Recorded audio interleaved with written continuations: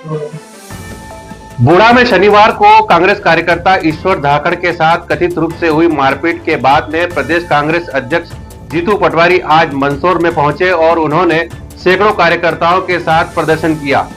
Jitu Patwari police अधीक्षक से भी मिले और उन्होंने मांग की कि 1 महीने में जो आरोपी है उनको नामजद किया जाए और कार्रवाई की जाए, अन्यथा हम 1 महीने बाद फिर आंदोलन खड़ा करेंगे।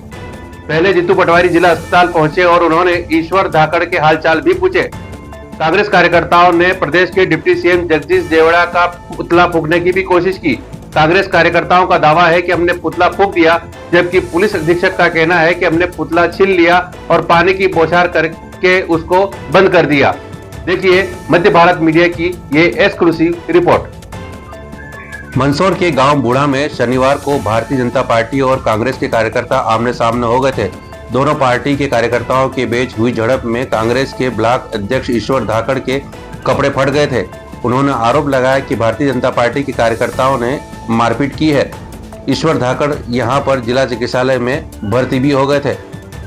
इस घटनाक्रम को लेकर प्रदेश कांग्रेस अध्यक्ष जीतू पटवारी मंदसौर पहुंचे और उन्होंने सबसे पहले जिला चिकित्सालय पहुंचकर ईश्वर धाकड़ का हालचाल जाना।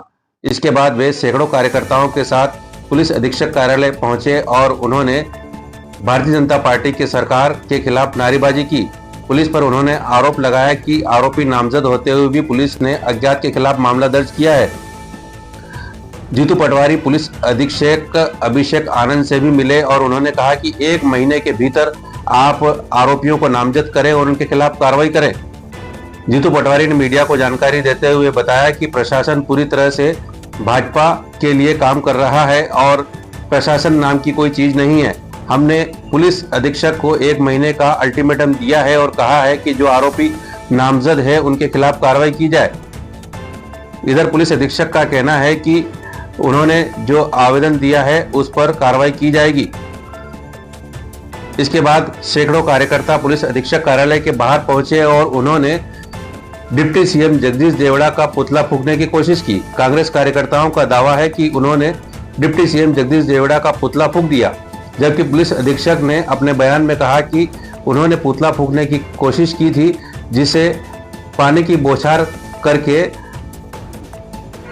इस पुतला दहन के कार्यक्रम को विफल कर दिया है। दोनों के अपने अपने दावे हैं, लेकिन कांग्रेस कार्यकर्ता और पुलिस आपस में पुतला छीनते और जलाते हुए साफ देखे जा सकते हैं कि किस प्रकार कांग्रेस के कार्यकर्ता पुतला फूंकने की कोशिश कर रहे हैं और पुलिस उसे उनके मकसद में कामयाब नहीं होने दे रही है। देखिए मध्य भारत मीडिया की यह रिपोर्ट।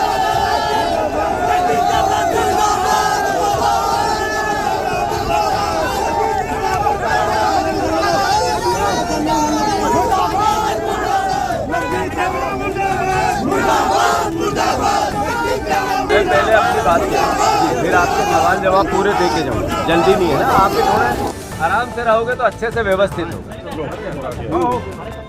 आज मंदसौर पुलिस प्रशासन से मैंने बात करने के उद्देश्य से मेरा मंदसौर आना हुआ है।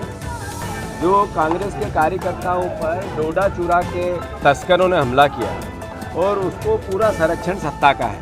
ये मैसेज इस प्रदेश में अराजकता का है।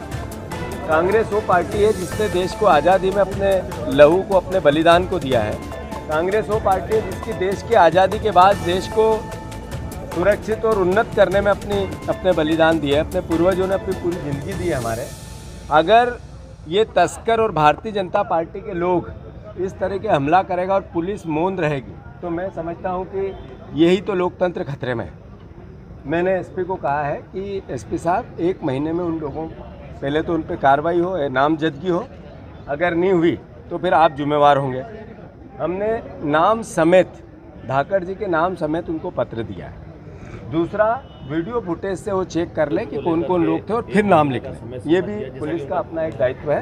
आपने उनसे साक्ष्य मांगे तो उनके पास वर्तमान में तो साक्ष्य थे नहीं, पर 1 महीने का जो समय सीमा दी उसको किस तरह से देखते हैं? मैं पुनः ये बताना चाहूँगा कि मादक पदार्थ की तस्करी के आंकड़े मैंने आप सब मीडिया बंधुओं के सामने रख दिया है।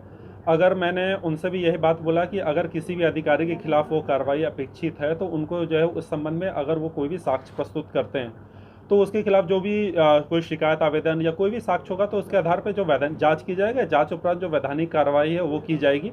साथ में जो मादक पदार्थ की तस्करी के सवाल में जो ऑलरेडी मैं बताया जा चुका हूँ इसमें, और ये पूरे जिले का आंकड़ा है, तो इसमें सभी जो जिले के चाहे किसी भी कोने के अपराधी हो उन सभी के खिलाफ कार्रवाई की गई। इसमें किसी तरह का जो है किसी को संरक्षण जो है बिल्कुल जो संरक्षण किसी को नहीं दिया जा रहा है। सर एक सवाल और है, बिना किसी प्लानिंग और बिना किसी जानकारी के उन्होंने एसपी ऑफिस के बाहर पुतला जलाया और गाड़ियों के आगे कांग्रेसी कार्यकर्ता लेट गए, तो क्या इस पर भी कोई कार्रवाई बनती है? नहीं, पुतला जो है, पुतला दान का जो कार्रवाई है उसमें पुतला उनसे छीन लिया गया है और उसको जो फायर ब्रिगेड के तहत जो है उसको बुझा दिया गया है। तो इसमें जो भी वैधानिक कार्रवाई आगे हो गई वो उसको जो विचार उपरांत उस पर कार्रवाई की जाएगी।